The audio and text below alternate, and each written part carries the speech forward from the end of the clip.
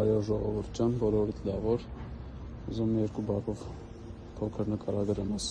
X-Trail T32-ի ու Rogue T32-ի մասին տարբերությունները, երկուսուկես մոտորն է, նույն վայրատար փոխանցման տուփով։ Առաջնահերթ տարբերությունը այն է, որ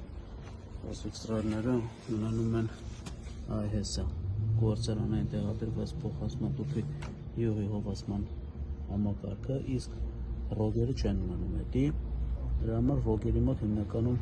հենց առաջին այդ կարոտկին շատ կերտակացած քշելով է, որ փչանում է կարոտկի գիդրաբլոկը, գիդրոպլատը, sense ասած, իսկ X-Trail-ների մոտ հենց վաղաժամ խափանում չի լինում, որի շնորհիվ որովհետև այս ռադիատորը մշտական իրեն հովացնում է։ Կան ճիշտ է մարդիկ, ովքեր որ պատկերացում չեն կազմում, մտածում են, որ ռադիատոր տեղադրելը դեպի անիմաստ է, այդ մարդիկ պրոստը չեն հասկանում, որ ռադիատորը ինչքան ճիշտ ու առաջնահերթ նշանակություն ունի փոխանցման տուփի կյանքը երկարացնելու ու յուղը ժամանակից շուտ որակազերծելու համար։ Ոստով մարդկանց խորհուրդ ենք տալի, ասում ենք եւ ռադիատորը տեղադրվի, որպեսզի բանը կեպերեգրեվի հարցը լուծվի եւ ձեր վնասած գիդրոպլատն էլ կամ նորը առեք կամ վերանորոգեք, մարդիկ չեն ուզում գումար ծախսեն ու մտածում են, որ հովացման համակարգը տեղադրվեց,